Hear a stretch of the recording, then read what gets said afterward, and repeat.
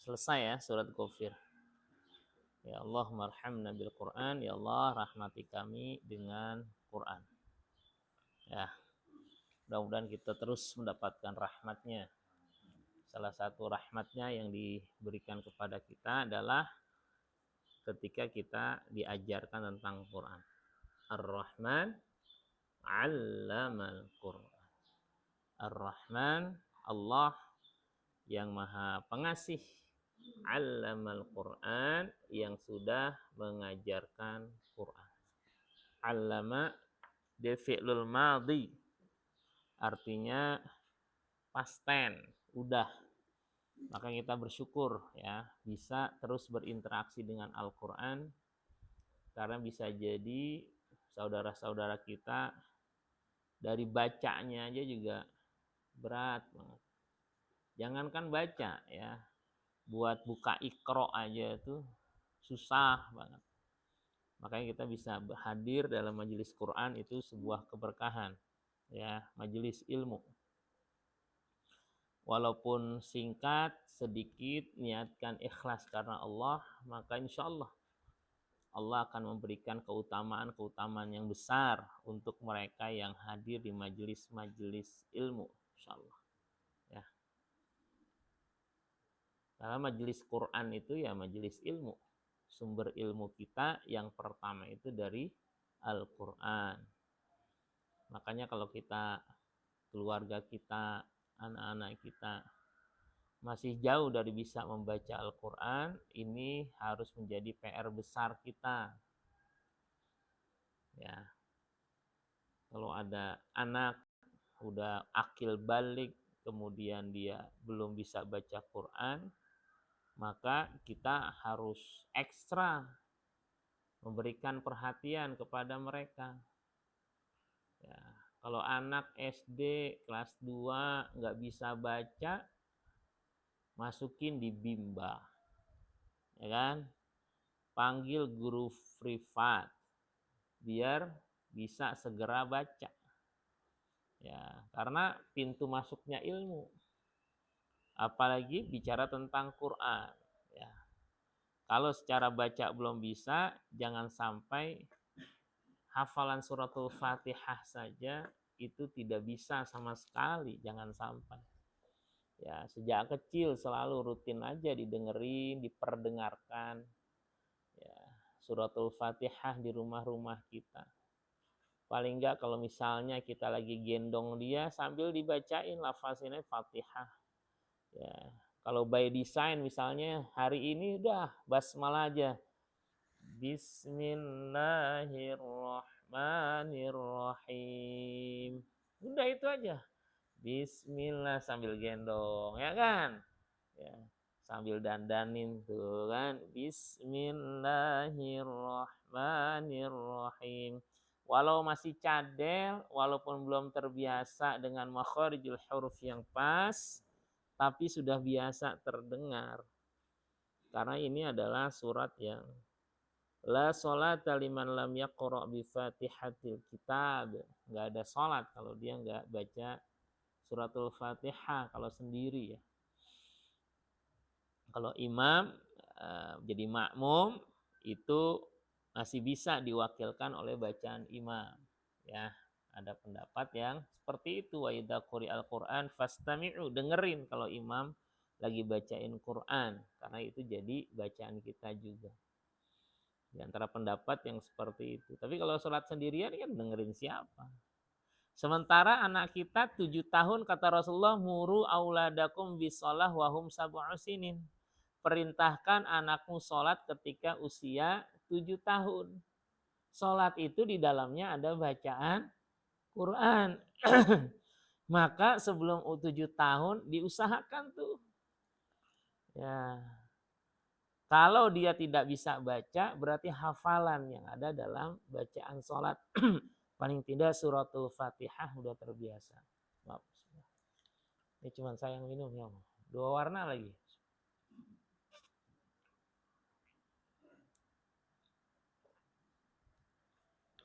Ya.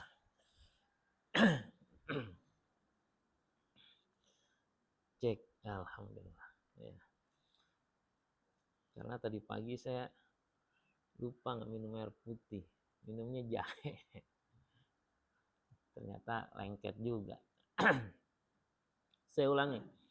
Jadi ketika Rasulullah SAW mengingatkan kepada kita, muru auladakum, ya,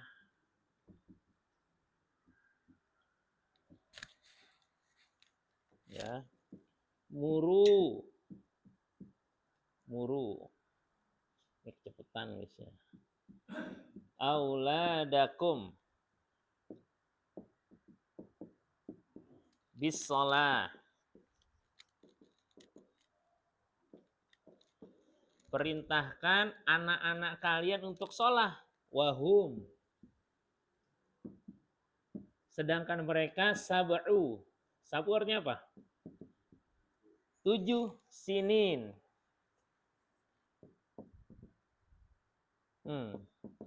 Ketika usia 7 tahun. 7. Nah, di dalam sholat kan ada suratul Fatihah.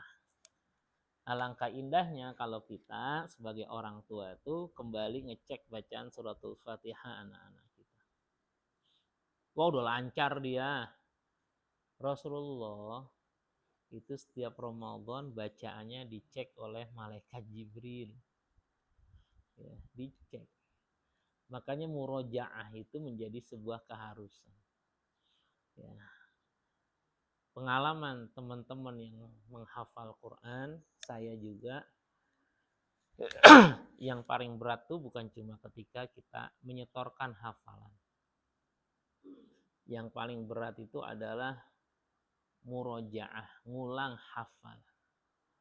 Karena semakin banyak hafalannya, semakin banyak waktu yang harus disiapkan. Ya, banyak hafal maka peluang banyak lupa itu besar. Sedikit hafal maka sedikit juga akan lupanya orang sedikit hafal. Ya. Makanya yang nggak pernah punya hafalan nggak bakal pernah lupa dia. Jadi kalau misalnya kita lupa itu biasa. Ya. Kemarin saya semaan seperempat juz, banyak juga salahnya. Al-Baqarah juz 1 akhir. Ya. Ma nansakh min ayatin aw nunsiha na'ti bi khairin minha aw mithliha. Seterusnya ada ayat yang samar-samar, ya salah baca. Oh iya, pas sudah setengah biarnya baru tahu. Oh iya, balik lagi gitu kan. Tapi dari situlah kita tahu, oh di sini nih. Naik motor ya, lewat komplek. Baru tahu kita tanggulnya banyak banget sampai 20. Saya ngikutin 1, 2, capek. Besok-besok nggak mau lewat situ lagi. Kenapa? Karena udah tahu ada tanggulnya dia. Gitu. Ataupun kalau lewat sana jangan punya ekspektasi bakal cepet gitu. Kalau mau cepet jangan lewat situ. Lewat yang lain gitu. Tapi kalau lewat situ harus lama. Baca Quran, oh iya, kalau baca surat Yusuf itu biasanya kalau nggak hati-hati salah bacanya. Inni ra'aitu ahada asyara kaukabau. Dari situ aja itu udah agak lumayan. Ya. Jadi pengalaman teman-teman nih, saya bicara pengalaman yang interaksi dengan Quran. Kalau baca Quran, itu surat Yusuf tuh termasuk yang agak berat bacanya. Karena dia intonasinya itu nggak seperti surat yang lain. Kalau yang surat yang itu hampir datarnya itu hampir sama ya. Tapi kalau surat Yusuf tuh agak lumayan dia. Ya, banyak. Yang biasanya panjang dia pendek. Kita sangka pendek dia panjang gitu. Itu kalau buat baca. Kalau buat ngafal itu dari pengalaman teman-teman itu yang berat biasanya surat Al-Jin. Ya, karena dalamnya banyak wa annahu wa annahu wa annahu. Itu berulang-ulang tuh. Qul uhiya ilayya annahu istama'a nafarum minal jinni faqalu inna sami'na qur'anan 'ajaba yahdi ila rusydi fa amanna bihi wa lan nusyrika bi rabbina ahada. Baru wa annahu ta'ala jaddu rabbina mattakhadha sahibatan wala walada wa anna kunna naq'udu minha maq'ida lis-sam'i faman yastami'il ana yajid lahu shihaban rasada wa anna la nadri wa anna banyak tuh hampir satu halaman ya. Terakhir pas baliknya itu masih ada wa anna ya. Kalau kita nggak konsentrasi biasanya muter lagi ya, seperti itu. Nah, itu kan harus dilatih. Nah, termasuk anak-anak kita.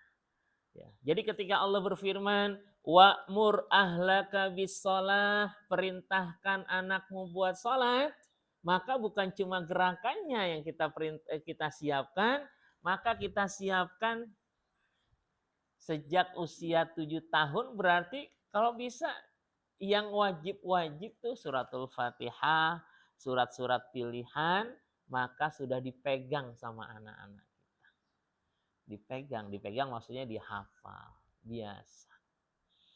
Ya. Termasuk bacaan yang gacoan kita. Ya, direview lagi, diulang lagi. Ya, ini karena jumlahnya banyak. Kalau jumlahnya sedikit, biasanya saya tuh tambahin ada kegiatan setoran hafalan surat-surat pendek. Bukan nambah hafalan, cuma baca surat yang sudah pernah dihafal. Surat yang jadi gacoan sholat. Ya. Pekan lalu, ya, ada pengajian baru, ya, baru mulai. Saya senang buka-buka pengajian. Ya. Yang satu saya gabung karena udah bagus, bikin lagi pengajian baru. Kan? Ya. Lagi ada juga nih yang saya bidik buat ngaji ya. Yang warga-warga, jadi di komplek di masjid itu adanya di pojok kayak gini. Cuman di sini ada komplek orang lain, di sini penduduk asli kampungnya namanya kampungnya. Kampung Bojong Lio. Nah, di atas tuh banyak yang pada ngontrak-kontrak. Nah, biasanya sholat itu di masjid. Nah, saya pengen bikin pengajian tuh mereka-mereka yang ngontrak gitu. Ya. Jadi jangan sampai orang komplek doang yang pada ngaji. Kalau gabung mereka kadang-kadang kurang nyaman. Ya, saya pengen bikin juga. Udah lama tuh cari waktunya kapan. Ternyata belum ada waktunya. Nah, pekan lalu ada pengajian yang lain baru. Sama saya bilang, yuk pertama karena kita ngaji itu biar dipakai. Ngaji biar kepake. Ya. Silakan suratul Fatihahnya kita cek satu persatu gitu. Cek satu persatu. Ya. Nah, yang biasa imam ada emang saya cari momen biar dia itu bisa ngaji. Jadi 20 tahun berinteraksi dengan saya, lebih 24 tahun kayak gitu. Memang tidak pernah ada momen saya bisa buat ngecek bacaan Qur'annya. Karena beberapa kali jadi imam ada sesuatu yang saya cari momen nih. Karena bukan kesalahan yang sifatnya itu salah baca. Kalau salah baca harus kita jelasin ya. Panjang pendek juga biasanya kita cari momennya itu lebih cepat gitu kan. Tapi baca gini. Alhamdulillahi Rabbil Alamin. Bacanya enak. Ar-Rahmanir Rahim. Maliki Yaumiddin. Iyyaka na'budu wa iyyaka nasta'in. Ihdinas siratal mustaqim. Siratal ladzina an'amta 'alaihim. Itu susah tuh orang kalau kita tegur tuh enggak salah gitu. Ya, tawalud tuh. Yang enggak urus kol-kolah dia kol-kolahin gitu kan. Nah, pas momen ngaji saya enggak ke beliau karena saya tahu psikologisnya agak gimana kalau langsung ditegur. Saya bilang baca dulu semua, baca semua. Ya, baca semua. Saya kasih catatan dari semua yang baca, catatan saya yang pertama. Nah, ini di suratul Fatihah itu bicara tentang nih, enggak harus kol-kolah nih, gitu kan. Karena enggak satu orang itu kita tuju. Kalau saya khawatir kita tuju pertemuan pertama Ya. Saya sifatnya itu hanya memberi, tapi dia tak harap kembali. Gitu. Khawatir langsung tes gitu kan, karena saya belum paham psikologis dia siap apa enggak kalau dikasih nasihat gitu. Ya, cuma saya ngelihat gesturnya kaget gitu kan, karena saya ngelihat ke yang lain ya, tapi tahu ya, tapi yang satu tahu gitu. Iya nih katanya bacanya kol-kolah mulu gitu kan. Tapi saya enggak, eye contact saya enggak ke beliau, ke yang lain. Tapi dari situ saya punya catatannya apa? Itu suratul Fatihah. Gitu ya, yang selama ini ya. Ya, termasuk ketika bicara walad ada yang gini waladdallin gitu. Lam tasydidnya itu ditahannya lama banget. Ada. Ya, saya bilang enggak, itu lam tasydid. Yang ditahan itu dengung cuma 2 huruf. Ya, yaitu huruf nun tasydid dan mim tasydid.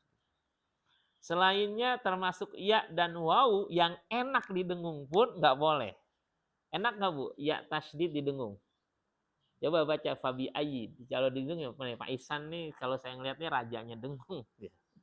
Pak Isan, Fabi Ayi tapi ya-nya didengung. Coba. Ya. Anggap ini bukan benar ya, tapi enaknya silakan Pak Isan. Orang Sunda tuh saya senangnya tuh ada ya-nya didengung. Fabi Ayi gimana? Baca. Didengung. Ini salah. Cuma kita akan terkesima dengan bacaan orang karena enak gitu. Ulang. Ya gitu kan. Iya kan. Babi gitu kan. Ya. Di Fatihah tuh ada apa bunyinya tuh, Bang? Iyyaka na'budu wa iyyaka. Bu, Pak, ini jangan terlalu jangan kelamaan. Ini gentak aja kalau saya bilang kayak gitu ke Kang Batik. Iyyaka na'budu wa iyya. Datar aja cepet gitu. Ini contoh. Ya. Makanya kita bersyukur pada Allah ketika 'allamal Qur'an, ngajarin kita Qur'an. Ya. Karena basic untuk salah satunya kita bisa menyuruh anak-anak kita bisa sholat. Muru auladakum bisolah wahum sab'u sinin. Dari ini 7 tahun ini ya, ini udah banyak takhrij dari hadis ini ya. Ya. Sebagian besar itu yang saya pahami ini hadisnya sahih. Ya, bahkan di dalam buku tentang pendidikan anak biasanya ini menjadi buku rujuk hadis rujukan. Muru auladakum bisolah wahum sab'u sinin. Bahkan ketika ada yang bertanya tentang kapan anak diajarkan puasa, maka mereka mengkiaskan dengan hadis ini. Ya, Rasulullah ngajarin 7 tahun untuk diajarin sholat, berarti anak sudah mulai diajarkan puasa ketika usia 7 tahun. Sebelumnya persiapan. Gitu. Nah, kita perhatikan keluarga kita, anak-anak kita. Coba secara jujur, pernah nggak kita cek bacaan Quran anak-anak kita 1 tahun ini?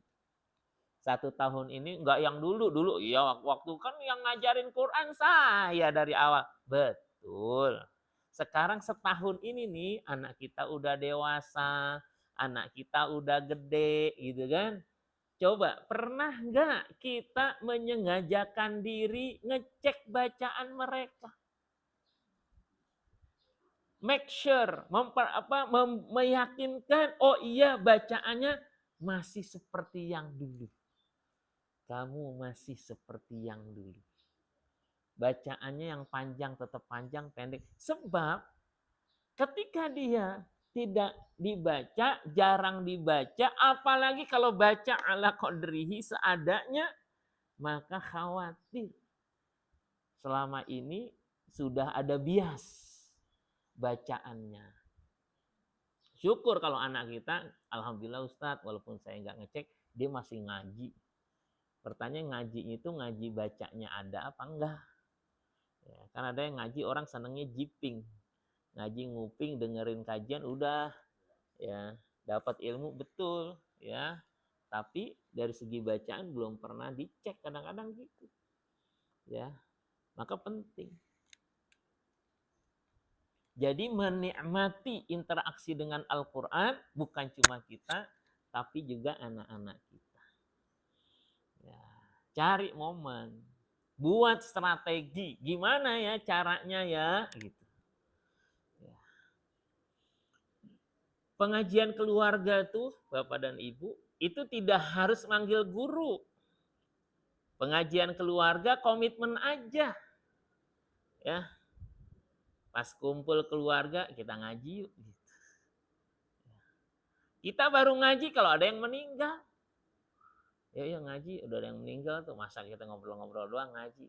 Tapi setelah itu paling usianya cuma berapa? 3 harian, 7 harian. Setelah itu udah selesai. Dan baca Qurannya juga bareng-bareng, nggak ketahuan mana yang bisa baca, mana yang enggak. Termasuk yang udah punya mantu. Pak Iwan udah punya mantu, Pak Iwan. Pernah dicek bacaan Quran mantunya. Wis, mantap. Pak, sini duduk. Tak cek bacakan. Sampai begitu. Kayaknya bondingnya dapat banget ya mantu tuh. Asal jangan main geplak-geplakan aja. Ya. Jadi penting. Enggak harus sini saya cek, enggak, ya. Misalnya bikin momen. Ya kita ngaji yuk keluarga. Pas lagi kumpul rame-rame abis maghrib, jangan ujuk-ujuk. Maghrib kita baca. Enggak. Datang dari pagi pengen nginep. Misalnya strategi harus dibuat.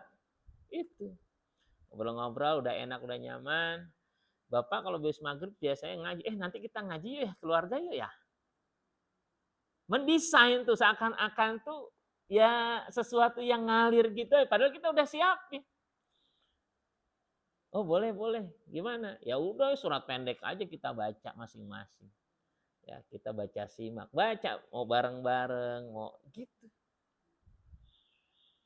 Ya.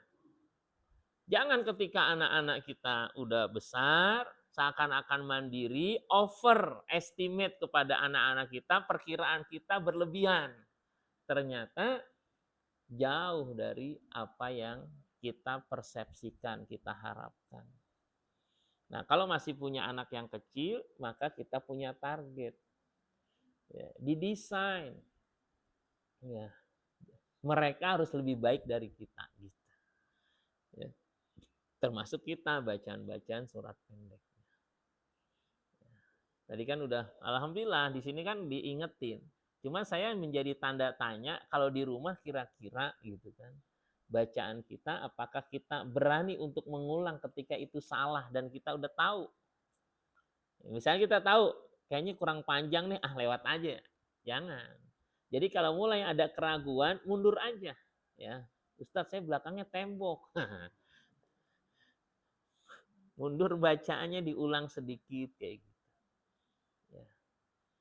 Sehingga apa? Pengajian kita itu setiap tahunnya senantiasa mengalami progres.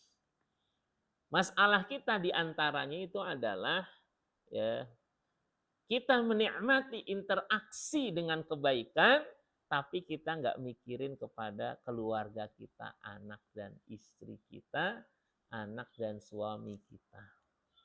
Misalnya ya, kita udah mulai ngafal ini enak, udah buat kita doang.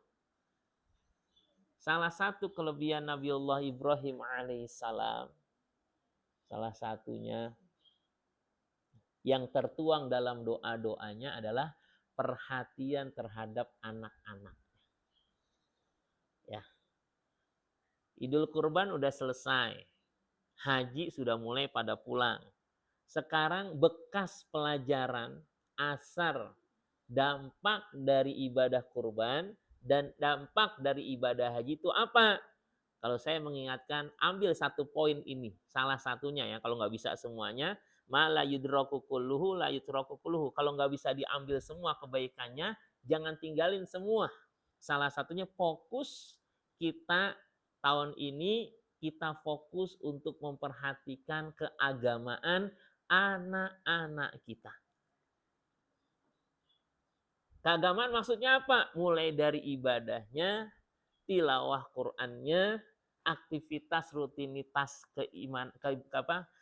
kesolehannya, ya, ada zikirnya, gitu kan, pengajiannya, ini kita pantau. Sifatnya gimana? Ya kita tanya aja, ngobrol. Hari ini udah tilawah bang? Belum, nanti aja. Oh iya. Pas nanti, nggak nanyanya kan pagi. Ya, udah sore, jadi tilawah bang tadi. Kan tadi bilangnya nanti. Oh iya sebentar. Nanti udah lewat, jangan dibiarin. Sebelum tidur, tadi niatnya mau tilawah bang. Udah tilawah hari ini? Belum. Coba tilawah dulu. Doain mama ya sambil. Ya. Jangan sampai lewat tuh. Memperhatikan bacaan anak-anak kita. Itu belum pakai duduk baca, enggak. Kalau belum pernah. Ya, jangan ujuk-ujuk sini lu duduk. Dakwah itu bertahap. Ya, sama orang ngajar itu bertahap. Pertama itu biasanya itu personal approach, pendekatan dulu. Ya. Ngasih taunya namanya knowing. Knowing itu biar dia tahu dulu. Setelah itu baru tuh ya lebih dalam dari itu, memahami lebih dalamnya, ya, tajwidnya segala macam. Tapi enggak, yang penting mau dulu.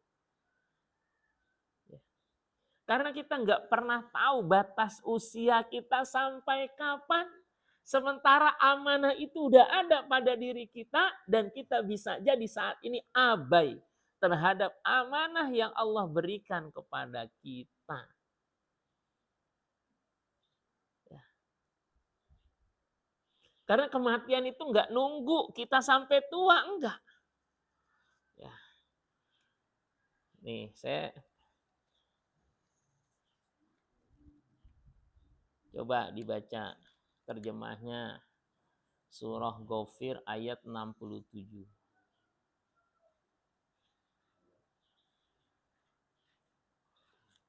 Pak Zakaria biasanya beliau cepat tuh dapat.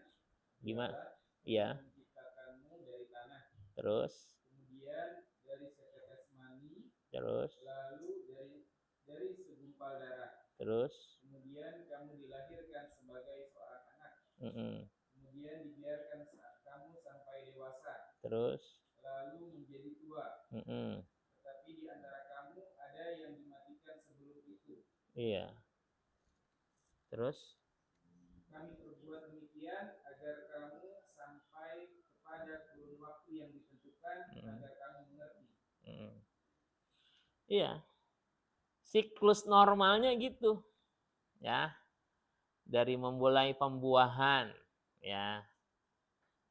Antara sel telur, sperma sel telur. Kemudian lahirlah anak. Jadi tifel, jadi anak-anak.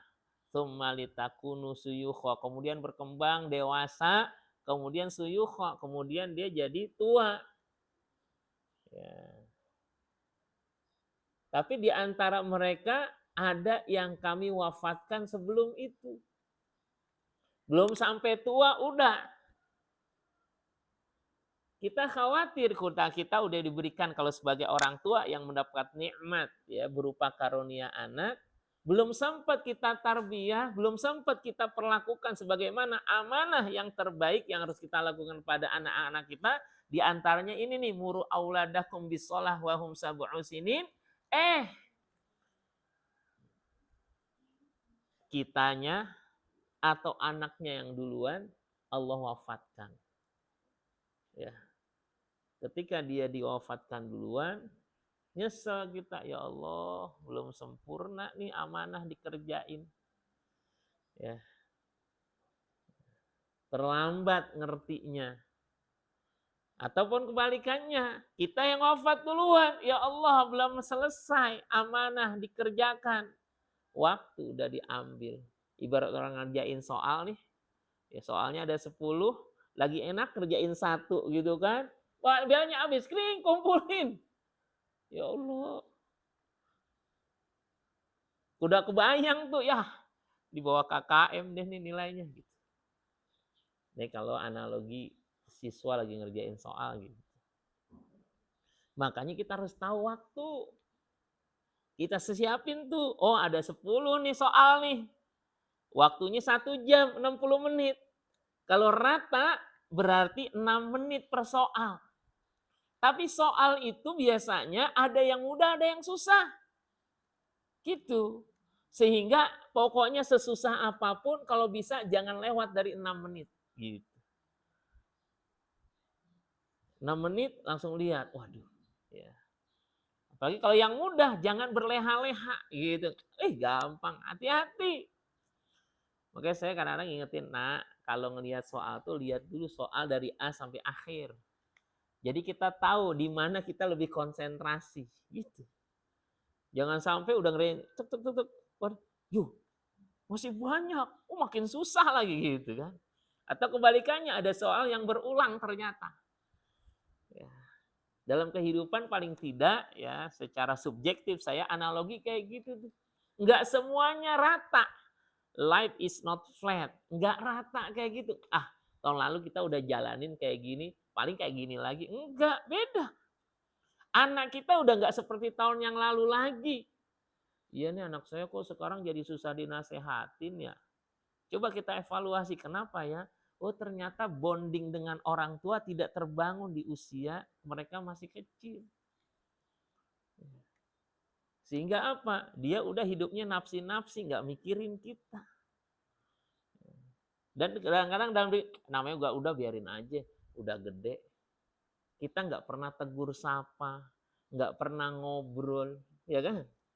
Ujuk-ujuknya kita nggak tahu lagi tuh kondisi anak kita di usia remajanya. Karena kita udah nggak perhatian. Paling tidak kondisi keagamaannya. Ya, kalau bahasa yang lain, kondisi ruhiyahnya yang harus kita perhatikan. Kalau makan bisa bareng sama kita. Makin gede tuh anak biasanya nih ya.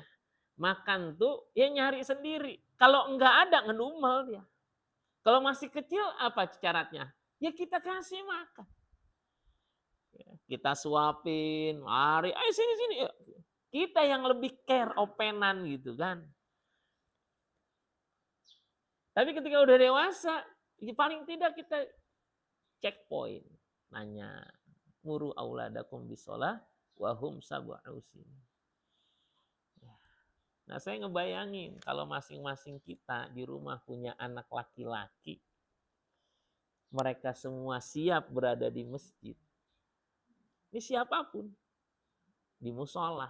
Maka nggak ada lagi tuh istilahnya kita kekurangan generasi muslim yang memakmurkan masjid, memakmurkan musola. Masalah kita tuh gitu. Dia udah sibuk kuliah. Lah ke masjid nggak ada hubungannya dengan kuliah, sesibuk apapun tetap innama ya'muru masajidallah man amana billah. Masa 5 waktu nggak ada ke masjid sama sekali? Dia kos jauh, masa ketika ada di sini tetap nggak ke masjid juga? Berarti kan ada masalah. Jadi masalah umat yang besar ini jangan dilihat dari sisi gimana orang lain mencari solusi. Kita a part of solution itu.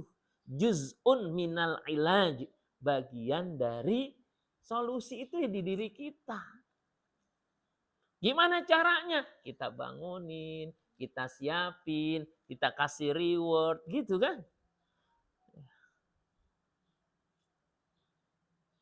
Siapapun yang di rumah kita ketika dia laki-laki, ya udah kita motivasi sejak awal, kita desain pokoknya.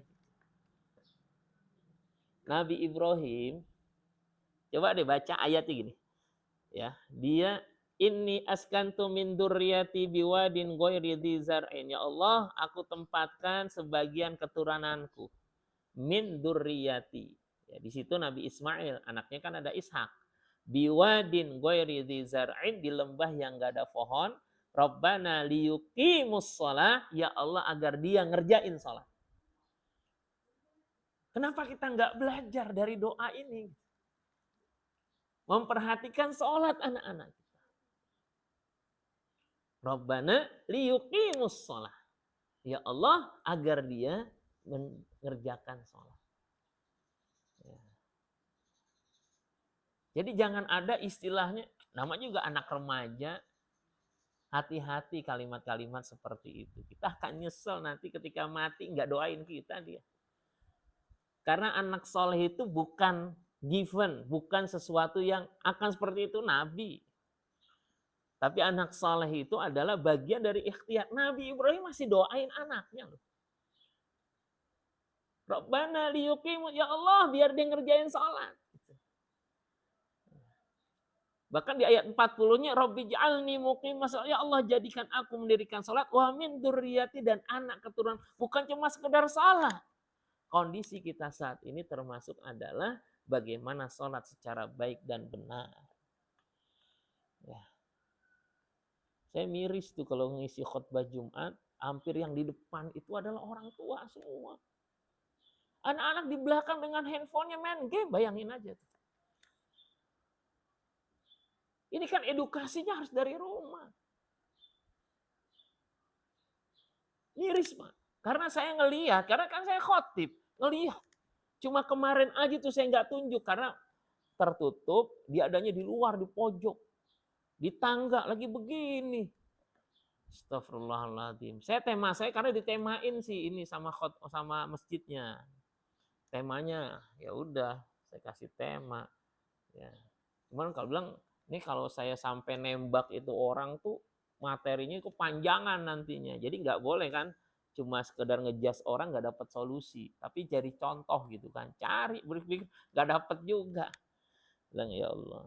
Udah waktunya udah 15 menit khotib ya. Orang udah nggak terlalu ini.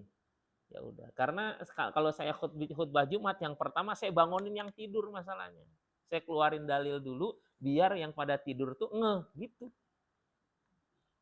Iya, kalau nggak gitu udah bismillahirrahmanirrahim ahya ada tuh. Iya, makanya kalau ini udah mulai pada nunduk, mari kita hadirkan pikiran kita. Lihat khotibnya. Dengarkan. Jangan sampai pikiran kita itu aja tuh ngasih edukasi kayak gitu lumayan tuh bisa lebih dari 5 menit. Biar langsung gitu. Yang repot itu yang main game itu setelah itu baru pada datang tuh. Nyambung Pak ya. Baru pada datang, aduh kan gak mungkin ngulang. Ya, kecuali di depan banget baru tuh, Mas bisa handphonenya berhenti dulu. Baru saya gituin tuh, kalau pas depan banget. Nek nggak ngormatin gua nih lagi ceramah gitu kan. Ya. Mas bisa handphonenya di off dulu. Ya. Faman massal hasal faqad lahu. Kata Rasulullah, siapa yang nyentuh-nyentuh kerikil, dia nggak punya pahala Jumat. Faqad lahu. Nggak sia-sia Jumatnya. Baru tuh. Saya lakuin itu. Karena Rasulullah ketika ada sahabat yang langsung duduk, disuruh sholat. Gitu. Kalau khotib boleh, yang nggak boleh sama makmum. Lu matiin tuh, gitu. Udah kalah, main lagi di sini. Gitu. Ya. Jadi melihat batas usia, bukan cuma batas usia kita, pertanggungjawaban kita di hadapan Allah. Tapi bagaimana kita mengemban amanah yang Allah berikan kalau ternyata tertutup kesempatan itu karena dibatasinya usia kita. Paling tidak nanti di akhirat ketika kita dimintai bertanggungjawaban terhadap amanah, ya Allah, balag, aku udah sampaiin ya Allah. Aku udah siapin semuanya. Jangan mengambil kisah Nabi Nuh, anaknya yang gak ikut pendapatnya itu, kondisi kita masih hidup. Ngerti nggak maksudnya? Itu jadi dalil kelakuan kita. Selama kita masih hidup, maka terus. Maka doa Nabi Ibrahim itu selama bapaknya masih hidup, dia masih ada kesempatan untuk didoain. Sa'astaghfirulaka rabbi innahu kana bi hafiyah. Aku akan terus minta ampun pada Allah untukmu wahai bapakku. Bapaknya itu pembuat berhala, penyembah berhala. Nabi Ibrahim care terhadap keluarganya. Jadi ke atas diperhatikan, ke bawah juga diperhatikan. Nah, mudah-mudahan setahun ini kita coba desain. Ya, jangan cepet gitu kan, pengennya biar anak-anak langsung. Enggak. Mendidik itu tidak bisa mendadak. Yang mendadak itu cuma tahu, bulet. Ya. Selebihnya karena pendidikan tuh itu butuh proses waktu. Pengen punya anak yang sabar, ya kitanya juga harus sabar, sama. Nabi Ibrahim minta dapat anak yang soleh. Allah memberikan kesolehan itu kalimatnya kepada Nabi Ibrahim. Ya. Wa atainahu fid dunya hasanah wa fil akhirati laminas sholihin. Itu untuk Nabi Ibrahim. Allah berikan kebaikan di dunia, di akhirat gabung dengan orang-orang yang soleh. Orang soleh gabung dengan orang-orang soleh. Berikan kesolehan. Ya. Nabi Sulaiman doanya, kita udah pelajari. Di akhir doanya, wa adkhilni birahmatika fi ibadikas sholihin. Masukkan aku ke dalam golongan hamba-hambamu yang soleh. Dan Nabi Ibrahim punya doa, Rabbi habli minas sholihin. Ya Allah, berikan aku keturunan yang soleh. Jadi kesolehan orang tua pengen diikuti oleh anak-anaknya. Nah, kita mulai perhatikan. Ya, coba dari sekarang pasang strategi. Kalau di sini ada suami istri, diskusi. Ya ngobrol, gimana ya Bang ya? Ini anak-anak udah pada gede.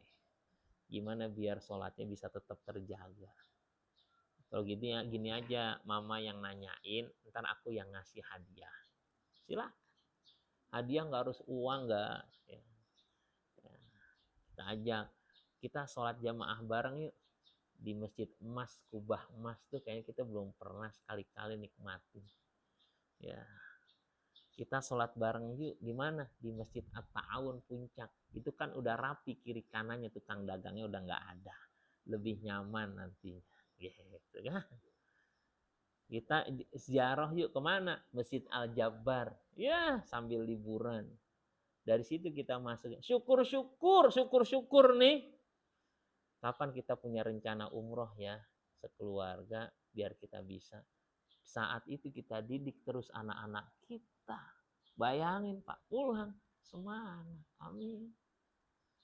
Tapi kita udah punya strategi biar anak-anak kita bisa menjadi muqimus shalah, orang-orang yang mendirikan sholat. Ya. Didesain. Emang bukan pekerjaan yang mudah. Saya punya anak laki-laki. Saya kerja. Kalau pas lagi libur, anak-anak kan libur nih. Saya mikir, gimana sholat Jumat anak saya? Gitu. Maka waktu umur sebelum 7 tahun tuh, ya, titip ke tetangga. Kakek-kakek.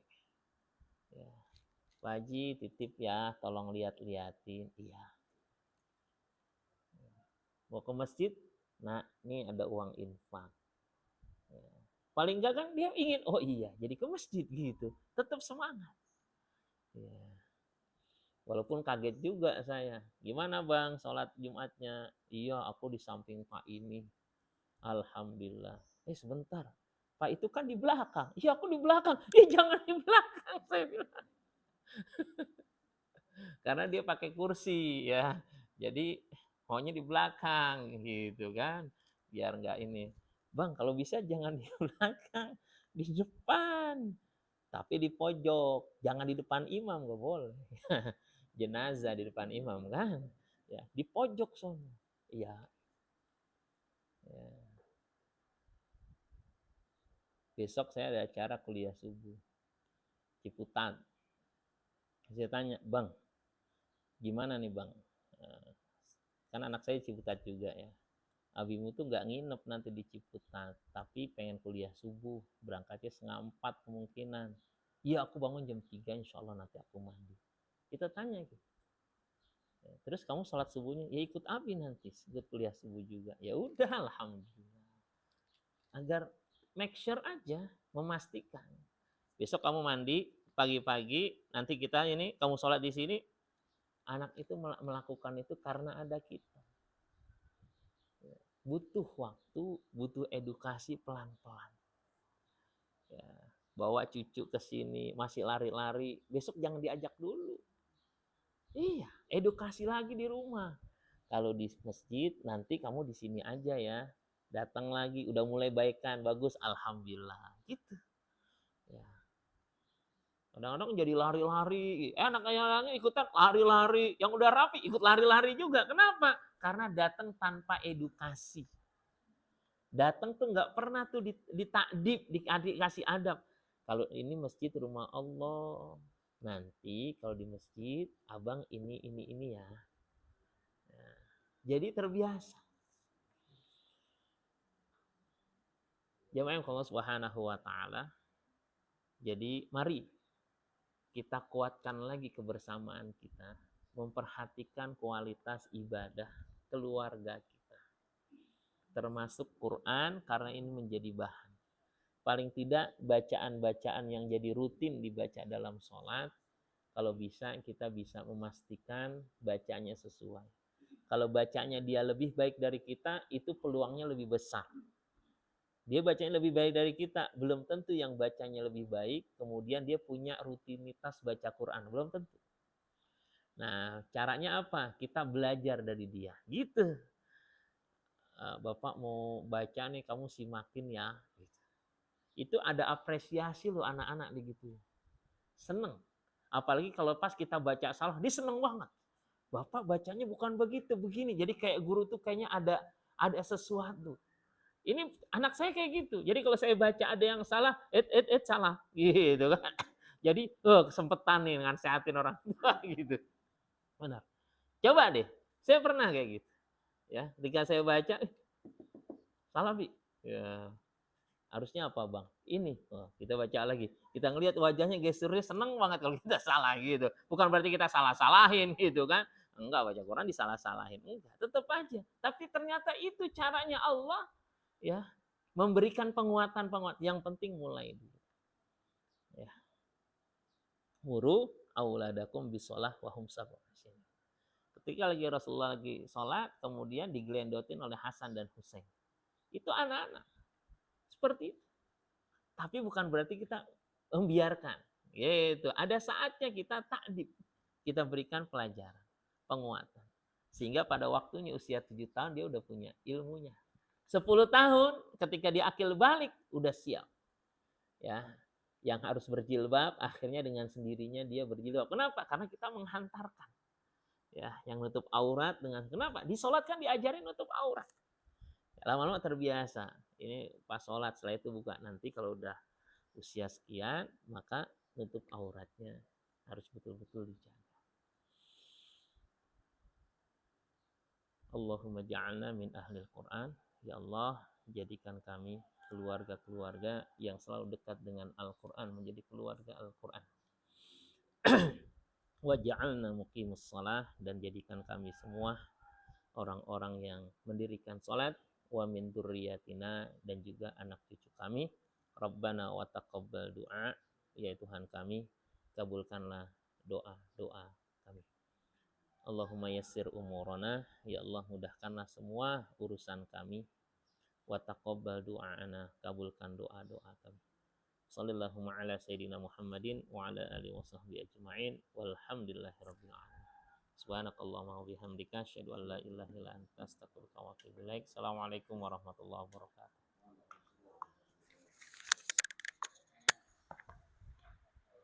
Ya, yang dari Semarang nih, Masya Allah. Family time.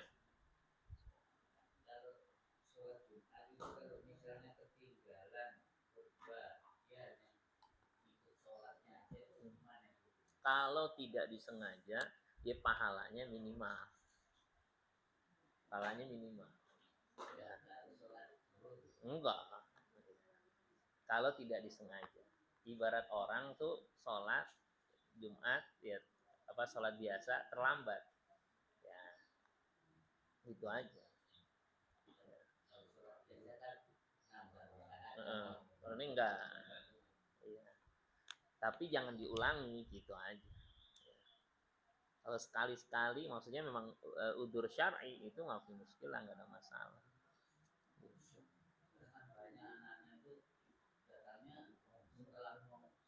Iya. Kalau yang saya pahami seperti itu. Ya. Kalau terlambat, gitu. Beda kalau itu menyengaja. Ya. Kalau sengaja, ya harus diganti. Itu nggak selesai sholat Jumatnya. Wallahu a'lam. Saya enggak. Ya. Ya. Kenapa Fatihah?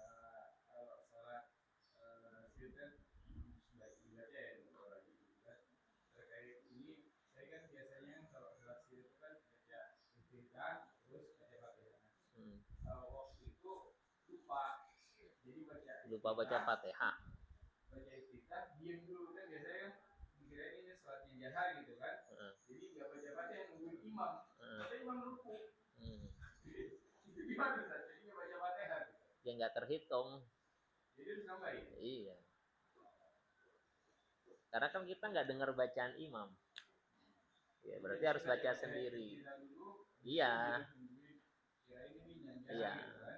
Kalau saya memahami gini, kalau kita dapat imam baca suratul Fatihah, maka kita nggak baca Fatihah. Kita simak bacanya. Tapi kalau misalnya kelewat nih, maka kita baca suratul. Misalnya udah surat, maka kita menggenapkan dengan baca suratul Fatihah. Karena kita nggak nyimak sama sekali Fatihah. Karena kan bacaan surat itu hukumnya apa? Surat sunnahnya. Fatihah wajibnya. Jadi kita gitu. Ya. Menjaganya. Kenapa? Ya. Iya.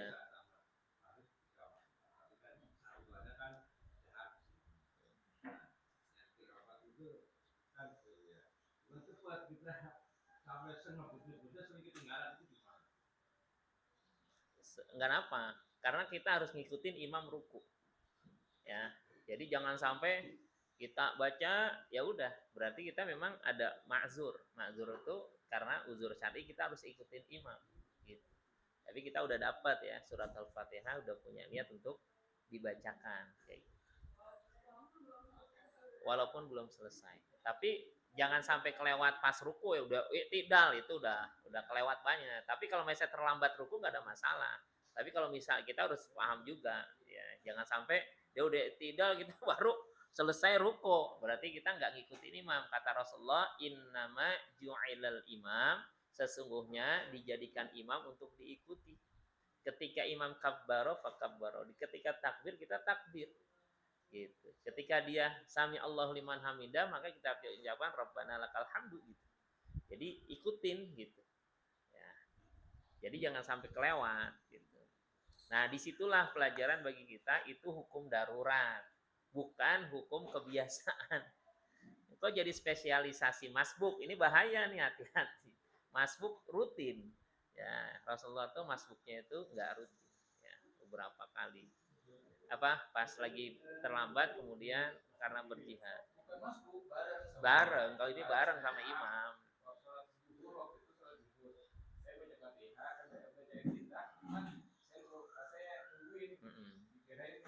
Saya pengalaman tuh kemarin hari Ahad. Ya ada peresmian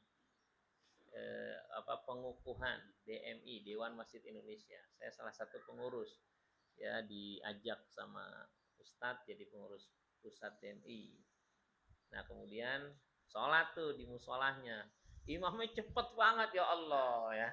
Kita pengen baca tartil nggak bisa, jadi bacanya lebih cepat gitu aja, menyesuaikan. Ya.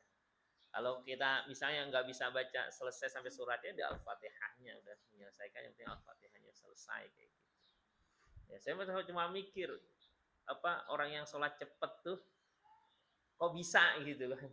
Ya. Biasanya karena apa? Karena nggak dilafazkan dalam hati. Itu lebih cepat. Tapi kalau dilafazkan saya yakin paling tidak itu secepat-cepatnya itu ada ukurannya dia selesai Fatihah surah. Gitu ya. Coba deh. Kalau kita baca diam, itu cepat. Tapi kalau kita Bismillahirrahmanirrahim. Itu nggak bisa tuh secepat-cepatnya itu kalaupun di wasol semua digabungin masih text time, masih butuh waktu. Pak terakhir silakan.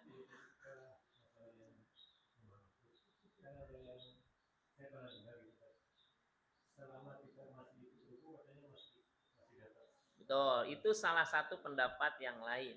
Kalau bagi saya itu pendapat pilihan terakhir kalau bagi saya. Ya.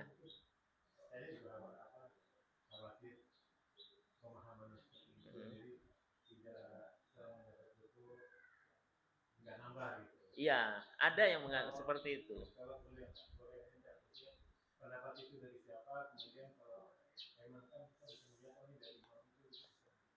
Kalau mau beli buku namanya Fikih Sunnah. Ya, Fikih Sunnah, Dr. Said Sabiq punya. Ada? Nah, itu baca di situ, itu dalilnya itu variasi banyak. Nah, kita akan memahami orang, oh dia pakai pendapat ini, pendapat ini, pendapat ini. Gitu, ya. Jadi kalau mau punya rujukan saya ada. Ya, jadi saya dulu belajarnya itu fikih sunnah. Jadi dengar yang begini seperti safar. Saya bisa safar loh. Dari Depok ke sini. Kenapa tuh, Pak? Beda kota. Jadi dari Nurul Fikri saya ke Brimob. Itu Jawa Barat, Jakarta tuh. Ya, gitu kan. Jadi kalau orang pengen ngakalin, ya cari yang paling dapat gitu. Nah, kita kenapa? Nah, jadinya gitu. Nah, ini kan kalau kita lihat itu kotanya yang dulu ditentukan sama sekarang apakah seperti ini gitu kan. Itu harus belajar juga. Cuman kan orang ngambil tekstual. Yang penting udah beda kota kayak gitu kan. Ya sekarang itu saya kesini ya udah. Saya bisa jamak kosor gitu kan. Pulang, lu nggak sholat lagi? Udah tadi. Gitu kan. Ya, contoh. Nah, itu ada yang seperti itu. Terus variasi baca doa istiftah juga gitu. Banyak. Jadi kalau misalnya ada orang misalnya Allahu Akbar, kok cepet banget? Jangan-jangan dia nggak baca istiftah.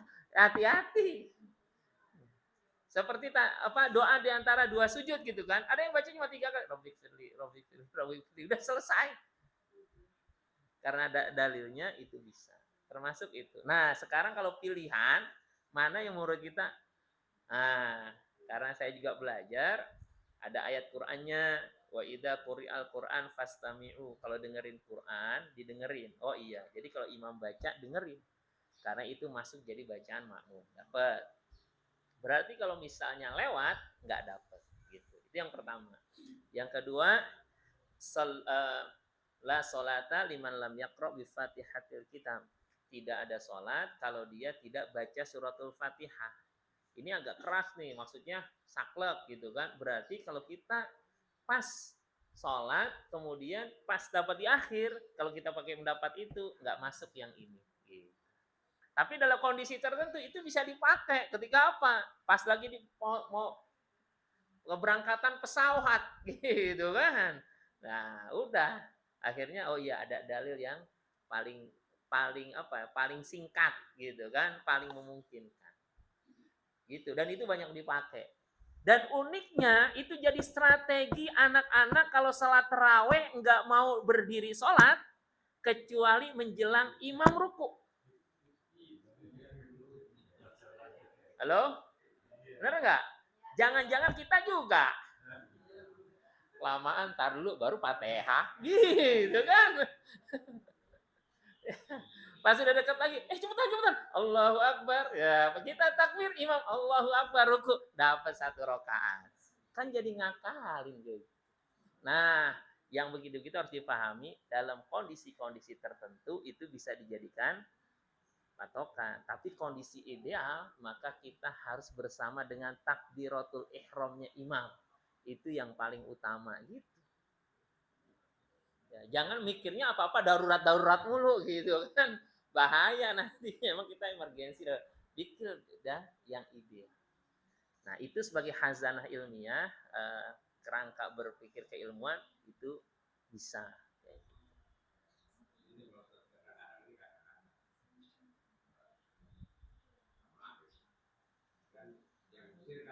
Iya. Betul.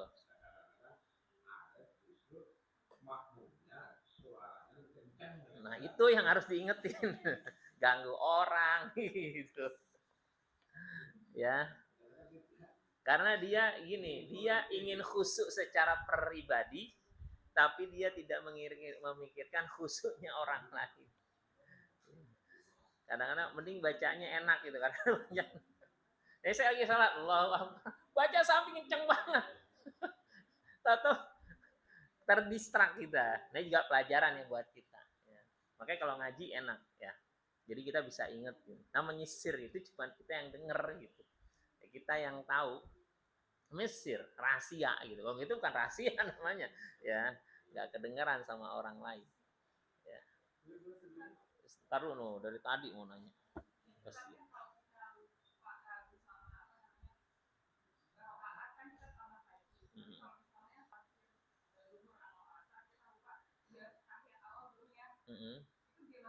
Ingatnya kapan?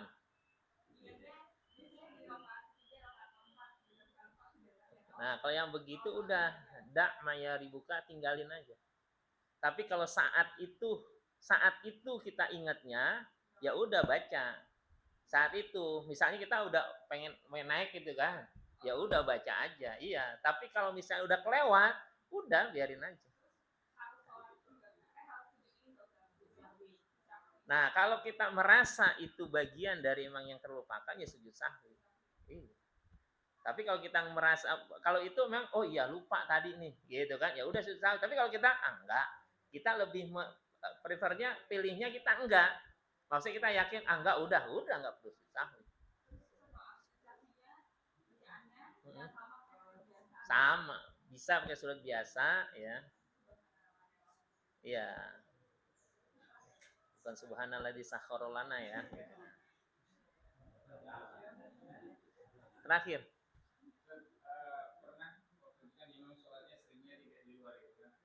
Maksudnya gimana? Maksudnya sholat di mana-mana, nggak sholat di sini. Ada satu masjid yang kualitas imamnya bagus banget. Iya. Jadi kita sholat zuhur sama sholat asar kayak diajarin sholat. Jadi semua bacaannya itu beneran itu gimana? Ih, masya Allah. Mungkin anak SD kali. Ya nggak boleh, nggak bisa. Iya. Iya, tahu. Karena pakai mic kedengeran jadinya. Iya. Enggak. Berlebihan berarti imamnya udah tahu pakai mic gitu kan. Kalau gitu jangan pakai mic harusnya. Ya. Karena itu berarti jahriyah kan. Iya, jadi jahat. Ya harus diingatkan imamnya, Pak, ini mengganggu konsentrasi bacaan yang lain. Gitu. Karena kenapa? Bacanya kan beda-beda nantinya. Ya. Sujud ada subhana rabbiyal a'la, ada yang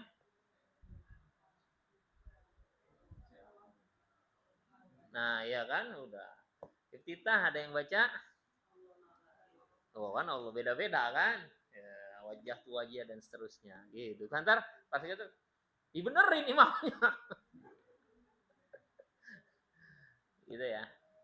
Ya masalah fikih itu meluas. Jadi kadang-kadang, nah memang ada teman-teman kita itu yang fokusnya cuma satu pendapat. Enggak, pokoknya ini karena ini paling rojih, paling ini gitu kan. Ya udah. Ya silahkan kalau buat pribadi silahkan. Tapi kalau buat orang lain ini butuh belajar. Ya. Gini loh, dia punya latar belakang yang beda dengan orang lain gitu ya. Butuh belajar jadi enggak berantem. Termasuk nanti suami istri kadang-kadang gitu baru nikah beda nih pemahamannya, waduh ya bisa masalah nanti. Demikian hadanallahu ajma'in. Assalamualaikum warahmatullahi wabarakatuh.